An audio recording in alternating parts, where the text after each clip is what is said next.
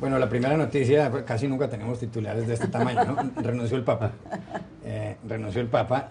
No se producía una noticia así desde 1415, cuando Gregorio XII presentó renuncia al solio de San Pedro, como se diría. En este caso, Benedicto XVI, Joseph Ratzinger, un hombre que tiene 85 años y está a punto de cumplir los 86, dijo hace muy pocas horas que él no tiene fuerzas para enfrentar, para ejercer de manera adecuada el papado. Y dijo que va a dejar el cargo a las 20 horas del 28 de febrero, 20 horas hora local de Roma. ¿Cómo analiza usted este hecho de que renuncie el Papa? Lo primero, y para no ser menos que los Grammys, que tienen su código, nos venimos de cardenal hoy, ¿eh? Estamos de negro y rojo para estar a tono con él. Hay varias cosas de esto, ¿no? Lo primero es la sorpresa, realmente, esto es lo primero que nos choquea a todos. Renunció el Papa, uno siempre decía, muere un obispo, pero ahora renuncia un Papa. Hay una vertiente humana, hay muchas formas de mirar esto, está la vertiente humana, que me impresiona mucho y la respeto mucho. Guardo silencio ante ello, en silencio admirado incluso, de decir, no puedo más, renuncio. Creo que es un acto sumamente libre, sumamente valiente y que hay que respetarlo. Y enseña muchas cosas. Lo otro es los tiempos. La impresión que tengo uno cuando analiza esto tiene muchas vertientes, la humana, la política, la espiritual. La humana, uno la comprende, la política es, uno sabe que tal vez Ratzinger no era el papa de este momento, o era un gran signo de interrogación, que venía bajo la sombra de esa enorme luz que fue Juan Pablo II. Yo me acuerdo que estaba en Roma cuando eligieron a Benedicto, y cuando se asomó a la plaza se dividió, media plaza se fue. No todo el mundo lo aclamó a Ratzinger. Se acaba el tiempo de Ratzinger, la pregunta es, ¿qué hizo la Iglesia en ese tiempo? ¿Cómo evolucionó y cómo se prepara para elegir a partir de los tiempos tan estudiadamente organizados a su sucesor, ¿no? Si ese tiempo transcurrido, si estos 7 años de incertidumbre después de Juan Pablo II, la Iglesia los ha digerido o no, esa para mí es mi duda.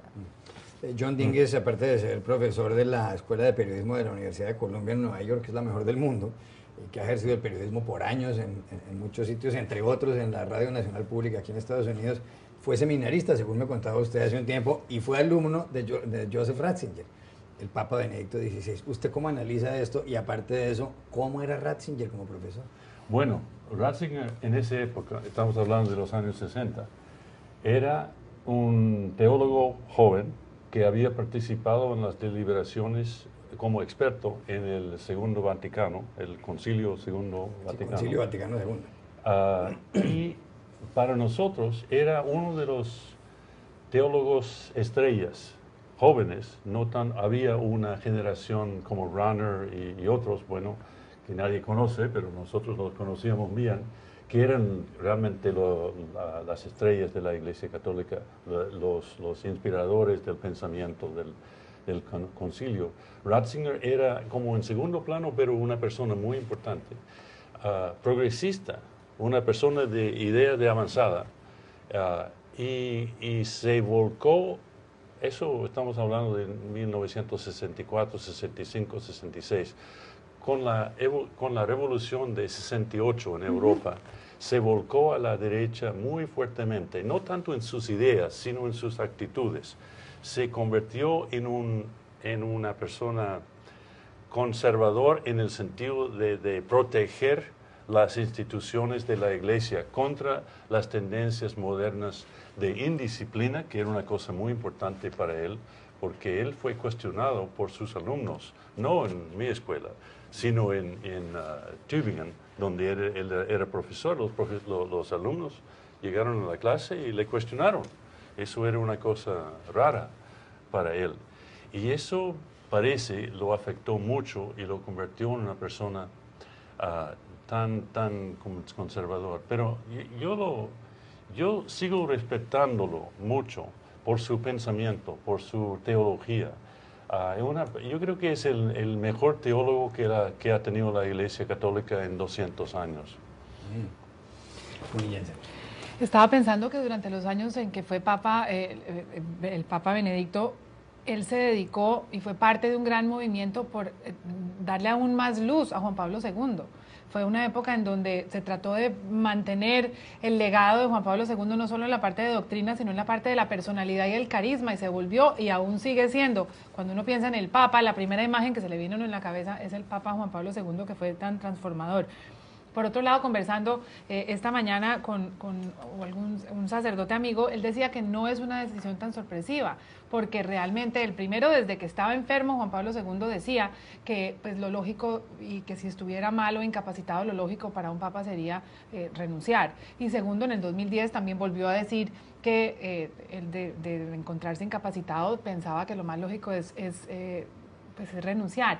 Es interesante en este momento ver a un papa producto de los tiempos, una institución que no cambia o que cambia tan poco, que en este momento se ve obligada a cambiar por la tecnología, por la necesidad de viajar. Entiendo que los médicos le habían prohibido viajar, y si esa es la razón, pues es una decisión que se puede interpretar como una decisión de profunda humildad, pero también de profundo pragmatismo. La pregunta es, ¿qué sigue? Es una iglesia dividida, controvertida. El papa se ha dedicado a viajar por el mundo a pedir perdón por los asuntos bastante polémicos de la iglesia. ¿El próximo papa va a representar más a la iglesia de hoy o va a seguir retrocediendo? La pregunta es, ¿qué puede pasar en marzo? Y es ya. Esa es la pregunta que les hago a ustedes, porque pues el Papa Ratzinger es un hombre muy conservador. Incluso se lo acusó en algún momento dado de no haber sacado a la luz pública o sancionado a algunos sacerdotes que habían cometido actos de pedofilia y de pederastia, actos de pederastia en realidad. Y fuera de eso, seguía estando en contra de los métodos anticonceptivos, en contra del homosexualismo, a favor del celibato.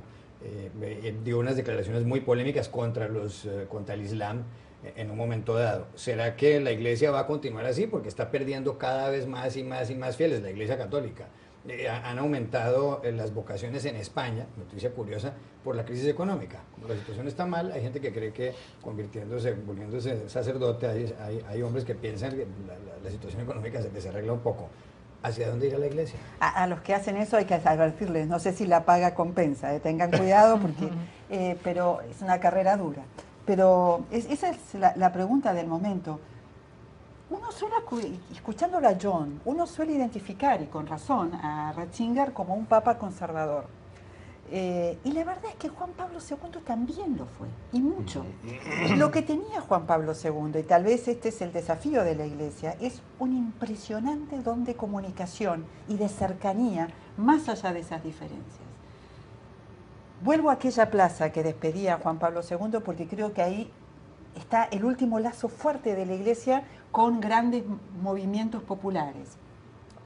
Yo recuerdo haber estado en esa plaza y haber entrevistado gente y haber entrevistado homosexuales y entrevistado a chicos que con solamente charlar con ellos te dabas cuenta de que usaban, practicaban métodos anticonceptivos sin estar casados. Hombre, a ver, entonces uno cuando entrabas a charlar después le decías, ¿por qué estás acá?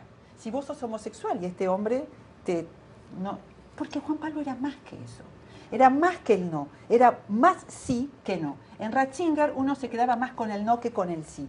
Y este es el punto de encuentro de la Iglesia, el desafío del próximo Papa. Ser pastor, saber convocar, saber llamar a las ovejas más allá de las diferencias o de los matices que uno hace. Los católicos somos de muchos colores. Hay católicos de todos los pelajes. Entonces, saber atraparlos a todos. Ojalá que la Iglesia, y esto lo digo como católica, haya dado ese paso adelante para el próximo pastor.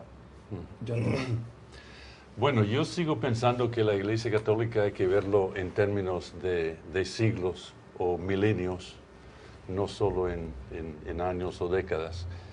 Los cambios en la Iglesia Católica vienen, pero vienen con una lentitud increíble. Yo creo que la prioridad de Benedicto y Juan Pablo II era rescatar y proteger la institución contra lo que usan la palabra modernismo mucho en la Iglesia Católica. El modernismo es un término del siglo XIX, pero siguen usándolo. El problema más grande de Benedicto era la secularización en Europa. bueno, todo el mundo sabe que Europa es el país menos cristiano, el continente que viene a ser el menos cristiano, aunque tiene muchos católicos, pero por la tendencia de secularización de valores no religiosos.